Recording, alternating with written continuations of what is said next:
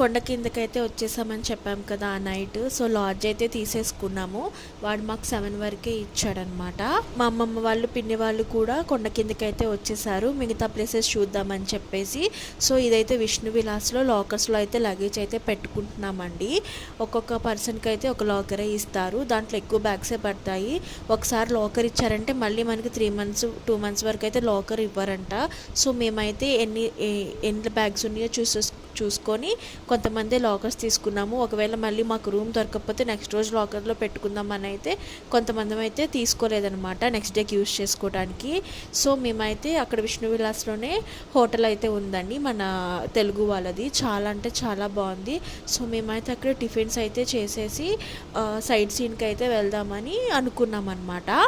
So order అయితే చెప్పేసి రెడీగా కూర్చున్నాం అనమాట. చూడండి మా జీష్ గడ అయితే గ్లాసులో గ్లాసెస్ ఇదే మాకు వంట చేసేసి పెడుతుందనమాట మాకు ఆర్డర్స్ వచ్చేలోపు. సో టిఫిన్ అయితే కంప్లీట్ అయిపోయింది తినేయటము. ఇంకైతే మేము బయటకు వెళ్ళి వెహికల్ మాట్లాడుకొని అయితే సైట్ సీన్కి అయితే వెళ్దాం అనుకున్నాము. సో ఏమేమి చూపిస్తారంటే మనకి ఇలాగ ఒక మాట్లాడుకుంటే మనం మాట్లాడుకోవాలన్నమాట. ఒకలమాత temple, Srinivasa Mangapuram, Kanipakam and golden temple అనమాట. మాకైతే మనిషికి వచ్చేసి 1400 అలా పడిందండి. మొత్తం ఈ 4 టెంపుల్స్ తిప్పి చూపించినందుకు. అండ్ వెయిటింగ్ కూడా మన ఇష్టం, మనం ఎంతసేపు అయినా ఉండొచ్చు అనమాట. సో అదనమాట మేము వెహికల్ అయితే మాట్లాడేసుకొని ఇప్పుడైతే మేము శ్రీనివాస మంగాపురం అయితే వెళ్తున్నాము.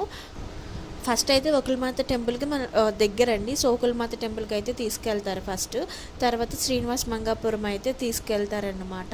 సో మేమైతే వెహికల్ అయితే ఎక్కేసాము. అందరు ఎలా ఇరుక్కొని కూర్చున్నామో అసలు ప్లేస్ సరిపోలేదనమాట. దానికి తోడు మా జీషుగాడు ఒకటే ఎగురుడు అనమాట కిందకి దిగి. అసలే కూర్చోవడం సరిపోలేదనుకుంటే మా చింతలు అల్లరి ఎక్కువైపోయింది అసలు.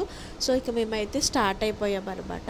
దీనికి ఫస్ట్ మేమైతే ఒకలమాత టెంపుల్కి వెళ్ళామండి. అది నేను నెక్స్ట్ వ్లాగ్లో చెప్తాము. ఇప్పుడు వచ్చేసి శ్రీనివాస మంగాపురం వ్లాగ్ ఇది వచ్చేసి. సో ఆ టెంపుల్కి ఒక హిస్టరీ అయితే ఉందండి. ఆ హిస్టరీ ఏంటి ఇప్పుడు మనం తెలుసుకుందాము. సో డిస్కషన్ అనమాట. మేము ఫస్ట్ ఎవరెవరు ఎక్కడ సెట్ అవ్వాలో, మా సిస్టర్కి ప్లేస్ సరిపోలేదని. సో ఇదైతే అందుకే కూర్చుంది, ఫ్రంట్కి అయితే వెళ్ళలేదనమాట. సో ఇంక స్టార్ట్ అయిపోయాము. అసలు లొకేషన్స్ అయితే చాలా బాగున్నాయండి, ఎంత బాగున్నాయో. సో ఇప్పుడు ఈ హిస్టరీ ఏంటో ఇప్పుడు మనం తెలుసుకుందాం. కళ్యాణ వెంకటేశ్వర స్వామి టెంపుల్ వచ్చేసి తిరుపతికి 40 కిలోమీటర్స్ డిస్టెన్స్లో అయితే ఉంటుందండి. చిత్తూరు జిల్లాలో నారాయణవనంలో ఉంటుంది. అరుణ నది తీరాన చాలా ప్రాచీనమైన టెంపుల్ అంటండి ఇది. క్రీస్తు శకం 44 అచ్యుతదేవరాయల పెనుగొండ విరూప చేత అయితే దీన్ని నిర్మించారంటండి. ఈ విరూప అయిన విరూపన్న కానీ స్థల పురాణం ప్రకారం మాత్రం నారాయణపురమైన అధిపతి అయిన ఆకాశరాజు గారు కట్టించారని చెప్తున్నారు. ఒకప్పుడు ఆ గ్రామాన్ని ఆకాశరాజు గారు పరిపాలించేవారంట.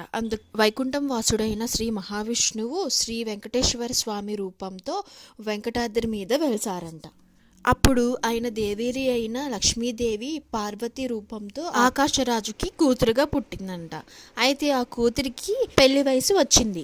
అప్పుడు పద్మావతి వెంకటేశ్వర స్వామిని తప్ప ఎవరిని పెళ్లి చేసుకోను అనేది ఆకాశరాజుకి చెప్పిందంట. వెంకటేశ్వర స్వామినే మ్యారేజ్ చేసుకుంటాను, లేకపోతే ఎవరిని చేసుకోనని అయితే ఆకాశరాజు గారికి అయితే కూతురు చెప్పిందంట. ఆకాశరాజు గారు కూతురు కోరిక మీదకు అలాగే వెంకటేశ్వర స్వామి వారికి ఇచ్చి అయితే వివాహం చేశారంట. ఆ పెళ్లి జరిగిందైతే ఇప్పుడు మనం గుడి ఉంది కదా ఆ ప్లేస్లో అయితే జరిగిందంట. ఆ సమయంలో 3 దేవతలు, కిన్నెరులు, గాంధర్వులు వచ్చి వీళ్ళైతే బ్లెస్ చేశారనమాట. ఇప్పుడు మనం గర్భగుడిలో దేవుడైతే ఎక్కడుందో ఆ ప్లేస్లోనే పద్మావతి వెంకటేశ్వర స్వామి వారి కళ్యాణం అయితే జరిగిందంట. అందుకే దీన్ని కళ్యాణ వెంకటేశ్వర స్వామి అని అయితే పిలుస్తారు. ఇదైతే మనకు తూర్పు దిశలో 96 అడుగులు 7 అంతస్తులు కలిగిన గోపురంతో అయితే ఉంటుందండి. చాలా బాగుంటుంది. శ్రీనివాస మంగాపురం అని అయితే అంటారండి. వెంకటేశ్వర స్వామి వారిది పద్మావతి దేవిది కళ్యాణం ఇక్కడ జరిగింది కనుక దీనికి కళ్యాణ వెంకటేశ్వర స్వామి వారి గుడి అయితే అని అంటారండి. సో టెంపుల్కి అయితే రీచ్ అయిపోయాను అనమాట. బ్యాడ్ లక్ ఏంటంటే అసలు ఫోన్స్ అయితే అలో లేవన్నమాట. నాకు కుదిరినన్ని క్లిప్స్ అయితే యాడ్ చేశాను. సో చూసేయండి, చాలా బాగుంది. హిస్టరీ అయితే ఇదేనండి. మీకు నచ్చితే నా వీడియోస్ ప్లీజ్ లైక్ చేసి షేర్ చేసి సబ్స్క్రైబ్ చేసుకోండి. సో కనిపిస్తుంది కదా అదే గోపురం అండి. ఇప్పుడైతే మేము లోపలికి అయితే వెళ్ళిపోతున్నాము. లోపల కూడా చిన్న చిన్న క్లిప్స్ అయితే యాడ్ చేశాను. ఫోన్స్ అయితే అలో లేదండి. సో చూసేయండి. థ్యాంక్ యూ ఫర్ వాచింగ్ అండి.